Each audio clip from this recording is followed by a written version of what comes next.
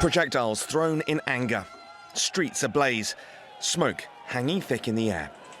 Brussels may not be a war zone, but on Thursday it became another front line in a conflict threatening to tear Europe apart.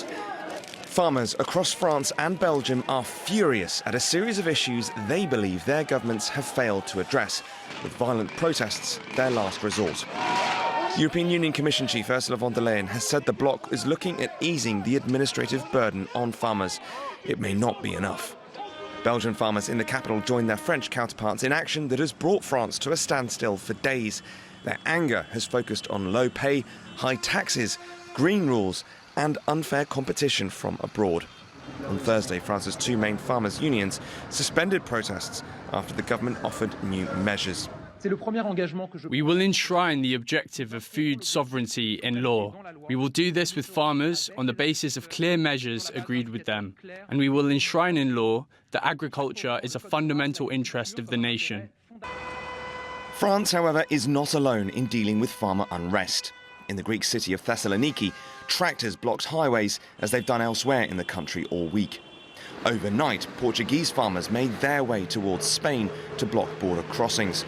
Others elsewhere in Europe, including Italy, have staged similar action. We took to the streets to protest against Europe and the new laws it is making.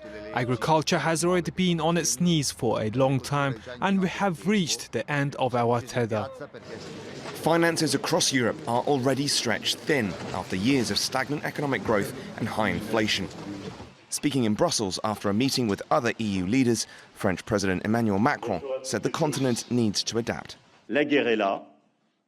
War is here, the world is changing, and so we have to have more simple agricultural policies that further take into consideration the need to produce more, which of course integrates our environmental goals, but which does so while preserving fair competition, preserving the revenues of farmers and preserving our food sovereignty.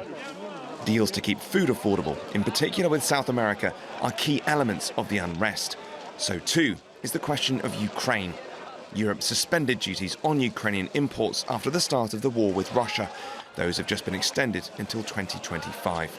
As other labour unions across the continent begin their own strike action, this winter of discontent in Europe is likely to have long and lasting implications for everyone. Flynn, TRT World.